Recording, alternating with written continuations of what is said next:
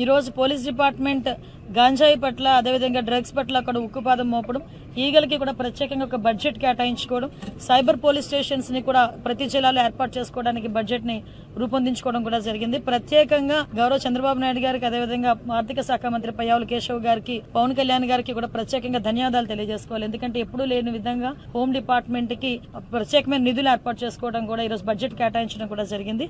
వీటన్నిటితో పాటు police department ని స్ట్రెంథెన్ చేయడానికి, ఇన్ఫ్రాస్ట్రక్చర్ డెవలప్ చేయడానికి, వాళ్ళకి కావలసిన టెక్నాలజీకి సంబంధించిన అంత ఎక్విప్మెంట్ కూడా, ఈవెన్ దో మాకు టార్గెట్ ఒకటేనండి, 100 రోజుల్లో కన్విక్షన్ పడేటట్టుగా మేము ప్రయత్నం చేయాలి. 100 రోజుల్లో ఇప్పుడు ఒక పోక్సో కేసు ఉంది. ఆ పోక్సో కేసు మొన్న రీసెంట్ గా మీకు ఎగ్జాంపుల్ చెప్పాలి, విజయనగరం జిల్లాలో ఒక పోక్సో కేసు మాకు నమోదైంది. ఇమీడియట్ గా అక్కడ ఉన్న ప్రాసిక్యూషన్ డిపార్ట్మెంట్ వాళ్ళు గానీ, పోలీస్ డిపార్ట్మెంట్ వాళ్ళు గానీ, ఫోరెన్సిక్ వాళ్ళు గానీ కోఆర్డినేషన్ తో పనిచేయడం వల్ల అతనికి బెయిల్ రాకముందే విత్ ఇన్ 100 days లోనే కన్విక్షన్ పడి 25 సంవత్సరాలు శిక్ష పడే విధంగా మొన్న రీసెంట్ గా 4-5 సంఘటనలు కూడా మీకు గుర్తు చేయాలి. ఇదే మేము టార్గెట్ గా పెట్టుకుంటున్నాం. దీనికి ప్రత్యేకంగా ప్రతి నెల కూడా ప్రాసిక్యూషన్ వాళ్ళతోని, డిపార్ట్మెంట్ వాళ్ళతోని కోఆర్డినేషన్ కి మీటింగ్స్ కూడా కండక్ట్ చేసుకుని, అంటే ఇప్పుడు విషయం ఎలా అవుతుందంటే చాలా మందికి ఉన్న అపోహ ఏంటంటే దొరుకుతాము, తప్పు చేసాము, దొరికితే చాలా రోజులు పడుతుంది కదా శిక్ష పడేదానికి, తర్వాత ఏం జరుగుతుందో అన్న పొజిషన్ నుంచి మనం కంపల్సరీ తప్పు చేసిన తర్వాత, దొరికిన తర్వాత ఇమీడియట్ గా శిక్ష పడుతుంది అన్న భయం అయితే క్రియేట్ అవ్వాలి. అట్ ద సేమ్ టైం చట్టాల్లో ఉంది, పోక్సో కేసు నమోదైన వెంటనే వాళ్ళ మీద కూడా రౌడీ షీట్ ఓపెన్ చేసే పరిస్థితులు కూడా ఈ రోజు చట్టాలు కల్పించబడ్డాయి.